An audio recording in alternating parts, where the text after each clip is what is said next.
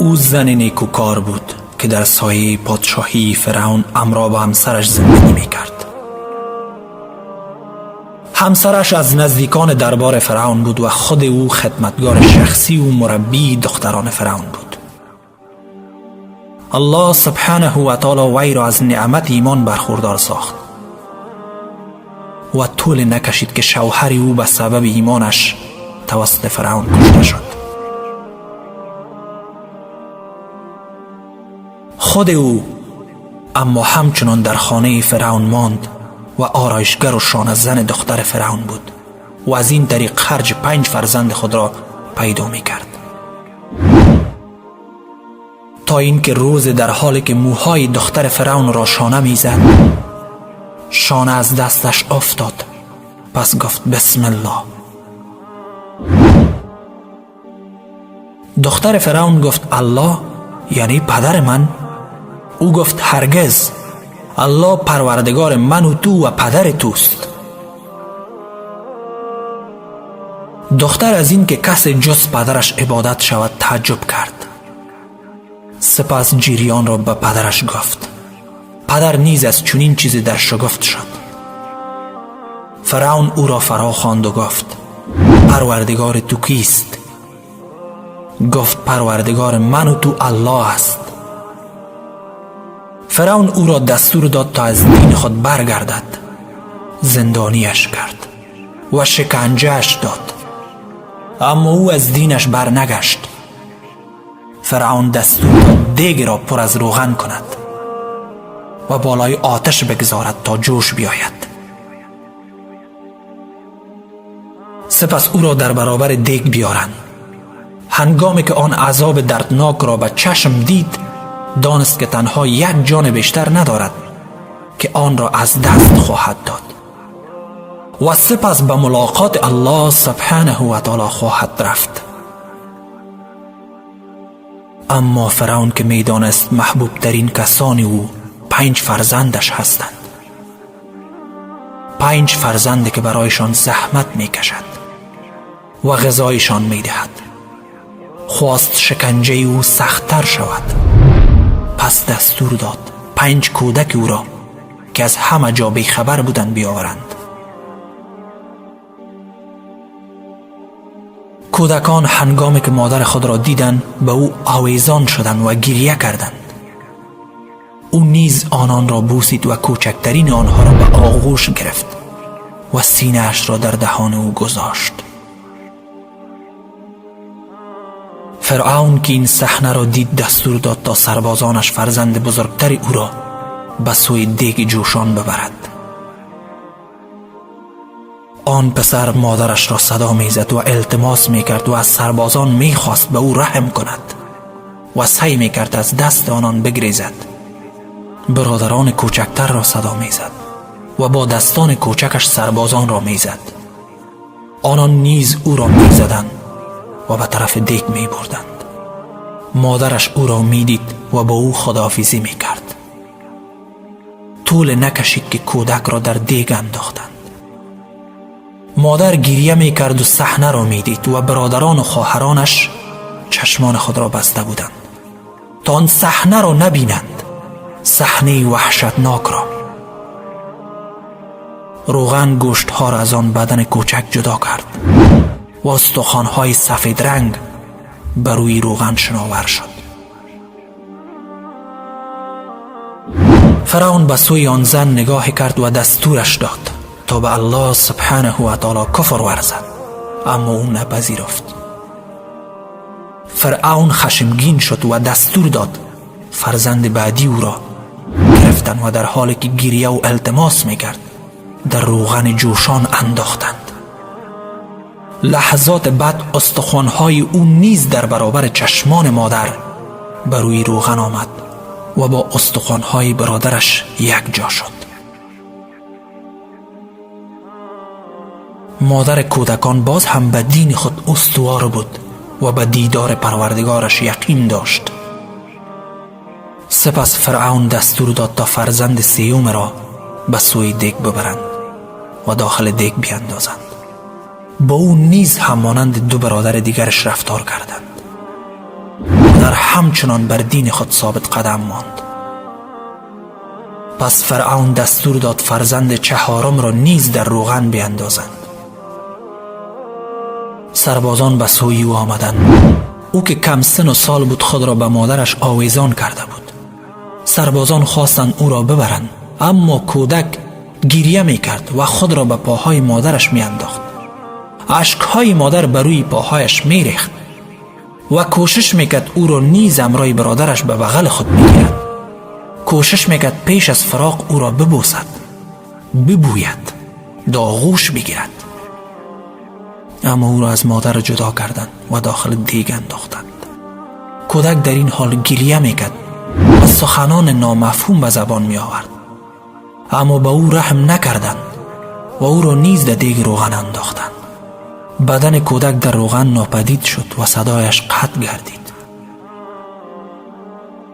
مادر که ایمان قوی داشت و استقامت واقعی بوی گوشت فرزندان را احساس می کرد و استخوان‌های سفید او را که بر روی روغن شناور بود می دید و برایشان گریه می کرد. بارها او را به سینه خود فشرده بود و از سینه‌اش به او شیر داده بود. چه شبها که برای او نخوابیده بود و برای او گریه نکرده بود. اما کوشش کرد ثبات خود را از دست ندهد و صبر پیشه کند. باز سربازان به سوی او آمدند و آخرین فرزند او را که کودک شیرخوار بود از او گرفتند. کودک به شدت گریه می کرد، مادر نیز اشک می ریخت. الله سبحانه و تعالی که شکستگی و مصیبت مادر را دید، فرزند شیرخوار او را به سخن آورد. کودک به مادر گفت: مادرم صبر کن، تو بر حق هستی. سپس صدای او نیز قطع شد و مانند دیگر برادران و خواهرانش در دیگ روغن ناپدید شد. او را در روغن انداختند، در حالی که هنوز باقی مانده بود شیر مادر در دهانش. هنوز چند تار از موهای مادرش در دستانش بود. هنوز اشکهایش بر روی لباسش بود. هر 5 فرزندش رفتند و تنها استخوان‌های آنان بر روی روغن جوشان شناور بود و گوشتشان در دیگ پخته می شد. مادر بیچاره داغ دیده با آن استخوان‌ها نگاه می کرد. استخوان‌های چه کسانه؟ فرزندانش، کسانی که همیشه خانه را پر از شادی و خنده می کردند. جگرگوشه هایش که اگر کمی از او جدا می شدند گویا قلبش طاقت ماندن در سینه را نداشت. فرزندانش که برای رفتن به آغوش او می دویدند، که آنان را به سینه می فشرد، که با دستان خود با آنان لباس می پوشاند و اشکهایشان را پاک می کرد. و حالا همه را یکی یکی از او گرفتند و در مقابل چشمانش کشتند و او را تنها گذاشتند. به زودی او نیز به آنان خواهد پیوست. می توانست با گفتن یک کلمه کفر آنان را از این عذاب نجات دهد، اما دانست که آنچه نزد الله سبحانه و تعالی است بهتر و ماندگارتر است. اکنون تنها او مانده بود. فرعونیان همانند سگان وحشی به او حمله بردند و به سوی دیگ او را کش کردند. هنگامی که او را بلند کردند تا داخل دیگ بیندازند، به استخوان‌های فرزندانش نگاه کرد و به یاد با هم بودنشان در زندگی دنیا افتاد. رو به فرعون کرد و گفت: از تو خواهش دارم. فرعون گفت: چی خواهشه؟ گفت: این که استخوان‌های من و کودکانم را در یک قبر دفن کنی. سپس چشمانش را بست و او را در دیگ انداختند. بدنش سوخت و استخوان‌هایش بر روغن داغ شناور شد. چی ثبات داشت آن زن و چی اجر برد. پیامبر صلی الله علیه و سلم در شب معراج قسمت از نعیم او را به چشم دید و برای یاران خود بازگو نمود. بیهقی روایت می کند که رسول الله صلی الله علیه و سلم فرمودند: هنگامی که مرا به اسرا بردند بوی خوش را احساس کردم. گفتم این بوی چیست؟ گفتند این بوی شانه زن دختر فرعون و فرزندان اوست. الله اکبر. رنج کم را تحمل کرد تا آسایش بسیار به دست آورد. آن زن مومن به نزد آفریدگار خود رفت و همجوار پروردگار خود گردید و امید است که اکنون در بهشت ها و رودها و جایگاه راستین نزد پادشاه توانا باشد.